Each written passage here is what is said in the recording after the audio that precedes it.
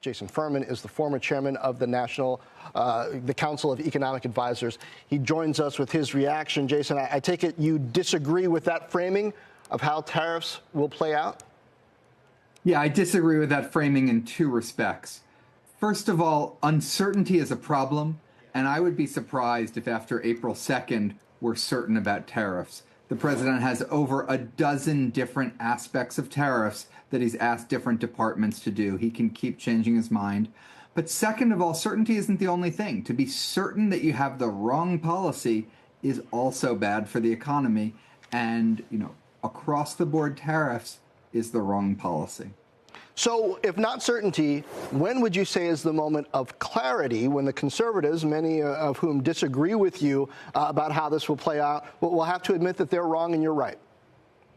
The question is, do we have an announcement on April 2nd and we just stick with that set of tariffs? Or there's a clear set of signposts. Here's what you have to do as a country, and the tariffs change, and we stick with that. That would be certainty. On the other hand, are we still asking for Canada to be the 51st state? And until they're the 51st state, we're going to have more and more and more tariffs on them. I just don't expect certainty. But regardless, certainty is not the only thing that matters. You want to actually have good trade policies.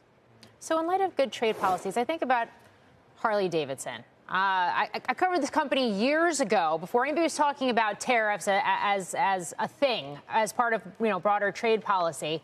And India had and continues to have, as far as I know, 100% tariff on U.S.-made motorcycles that are imported into that country.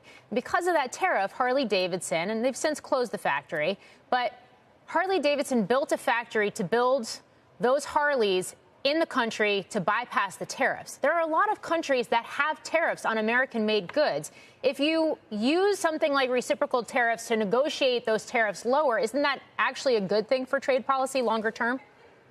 Sure, if that's what we do, and we're going to have to see what the reciprocal tariffs are. If you look at other rich countries, on average, they have tariffs of about 1.5%. We have tariffs of about 1.5%, but different countries tariff different things at different rates. Europeans have a lower tariff on trucks than we do, but a higher tariff on cars than we do. We can't simply match them on the highs and not match them on the lows. When it comes to developing countries, yeah, they do have higher tariffs. I would love to see some trade agreements to bring those tariffs down. But you talked about Harley-Davidson. What you're going to end up seeing is, my guess is, countries around the world raising tariffs on Harley-Davidson in retaliation for this. That won't help American manufacturing. It'll hurt it.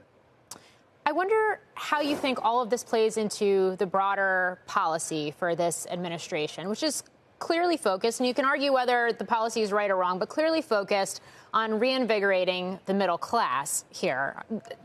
Trade and tariffs are something that the executive branch, enjoys almost sweeping unilateral power over in terms of enacting. But when you talk about things like tax policy or deregulation or cutting spending and addressing the budget more broadly and on an annual basis, you need to have lawmakers on board as well. So are tariffs and trade policy getting a lot of attention right now because it's the area where the president can move the most quickly?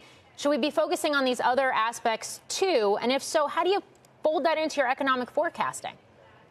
Yeah, so tariffs, by the way, there's debate about the extent of presidential authority. There's no doubt you have more authority there than you have over the tax code. The president may be going past the authority he has. Certainly the Wall Street Journal editorial page has argued that, but I'm not a legal expert. But absolutely, there's going to be regulatory changes coming. There's going to be tax changes coming. What's going to happen to the deficit as a result of legislation this year? I think likely it's going to raise the deficit. You're talking about quite a lot of tax cuts, probably a lot more than any of the DOGE spending cuts that are currently underway.